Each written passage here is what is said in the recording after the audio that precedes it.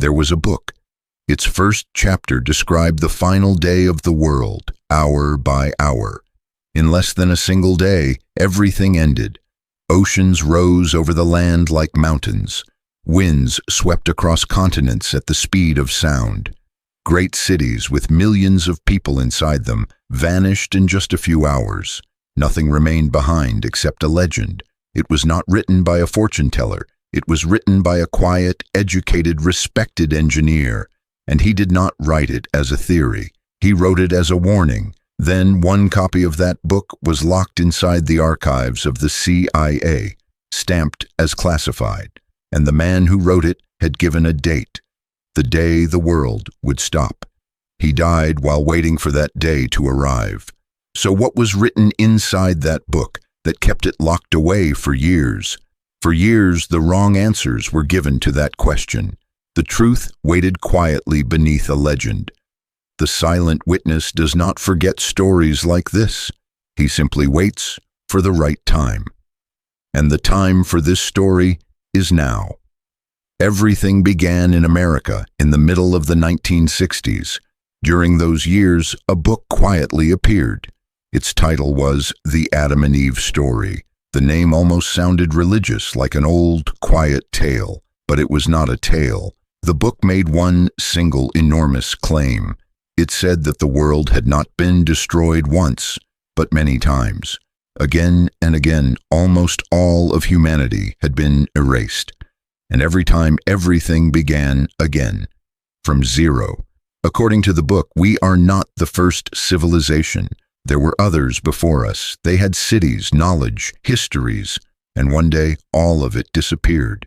It was a frightening idea, but one idea alone does not become a legend. Something else turned this book into one. A copy of it entered the archives of the CIA, and there, it was locked away as a classified document.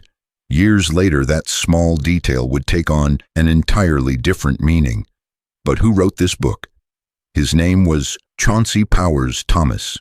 People knew him simply as Chan Thomas. He was not a magician. He was not a prophet. He was an electrical engineer. He had worked for major companies. He had worked on missile guidance systems. He was intelligent, educated, and respected in his field. But inside Chan Thomas there was a quiet unease. He read ancient texts, old maps, forgotten flood legends, stories that had not been taken seriously for a very long time. And slowly, this man reached a conclusion. He believed that a disaster was waiting for the world. Not in the distant future. Soon.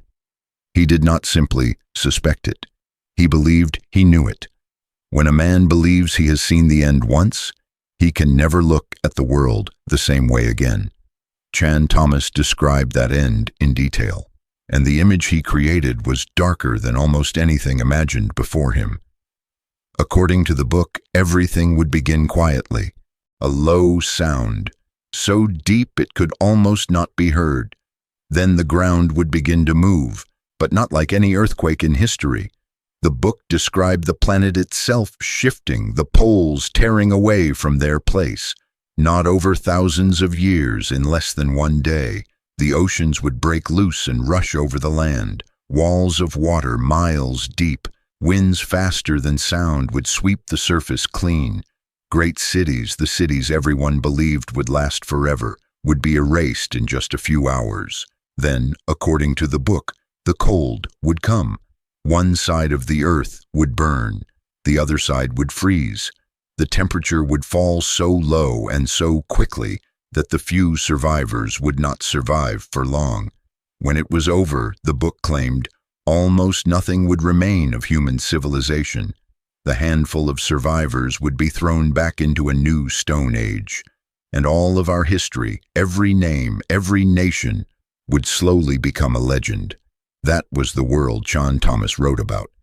But he was not only describing a fear, he believed he was describing a memory, because Chan Thomas was certain this had already happened, and not only once. He pointed to something strange. Almost every people on Earth, separated by oceans, by language, and by thousands of years, tells the same story: a great flood, a world washed away, a small group of survivors beginning again. If such a story existed only once, it could be folklore. If it existed twice, it could be coincidence. But there are dozens of them, all over the world. For Chan Thomas, this was not coincidence. For him, it looked like a memory, a wound passed down to every civilization that came after. He was not the first man to think this way. Years before him, a researcher named Charles Hapgood had suggested that the outer crust of the Earth could shift. The idea was so unusual that even Albert Einstein found it interesting. Einstein wrote the foreword to one of Hapgood's books, but mainstream science did not follow them. The slow movement of continents was real, but the sudden, terrifying movement of the Earth's crust in a single day was not. For most scientists, this was not science at all. It was imagination, and so Chan Thomas was not believed. But he did not stop. As the years passed, he rewrote his book again and again. He added new chapters, and slowly the book itself began to change. Stranger ideas entered its pages, chapters about UFOs, about the power of the human mind, about things no engineer could truly prove. What had begun as a scientific argument slowly became a collection of one man's deepest beliefs. In the early 1990s, he updated the book one final time, and this time, he spoke more clearly than ever before. He said the disaster would arrive in about 7 years, around the year 2000. He wrote down the date, then he began to wait. But Chan Thomas did not yet know the truth. The day he was waiting for would never come, and he would not live long enough to see that. Chan Thomas died in 1998, before his own date, before the answer. He spent the final years of his life certain that the end of the world was near, and the world simply continued. For a while, the name Chan Thomas was almost completely forgotten. Then the age of the internet arrived, and from the archives of the CIA, an old document surfaced, Chan Thomas's book, with the word classified stamped on it. When people saw it, a new story was born. They said the book had once been more than 200 pages long. They said the CIA had released only 57 of those pages. They said the rest had been hidden. They said the book had been buried because it told the truth. Millions of people believed it. But here the story changes again. Because when that document is read carefully, a very different picture appears. The book had never been more than 200 pages. It had been 57 pages from the beginning. The missing pages were simply blank. So why had the CIA kept it classified at all? The answer was almost disappointingly ordinary. Inside that classified folder, along with the book, there were other things. A list of car parts, an old article cut from a magazine. This was not a secret document that could save the world. It was a small collection of ordinary papers, probably left on someone's desk and sealed as part of a procedure. History could have passed over that detail in a single sentence, but it was that detail that changed everything. And so, the legend begins to fall apart. No one had buried the book. No government had hidden it from the world. One man had simply believed in the end of everything. And years later, his book became famous for the wrong reason. But what about the disaster itself? Science gives a quieter answer. The magnetic poles of the Earth really do shift. North becomes south. This has happened many times before. But not in a single day. It happens slowly over thousands of years. And the history of the planet shows that it has never destroyed a civilization. There are small grains of truth inside what Thomas wrote. The magnetic poles really are moving, and they are moving faster than before. The Earth's magnetic field really is weakening. These things are real. Scientists watch them carefully, but the planet turning sideways in a single day belongs to the book, not to the Earth. Still, the deepest part of this story is not really about science. It is about the man, Chan Thomas gave almost his entire life to a single warning, and almost no one listened. He died in obscurity. Then he became famous, but not as himself.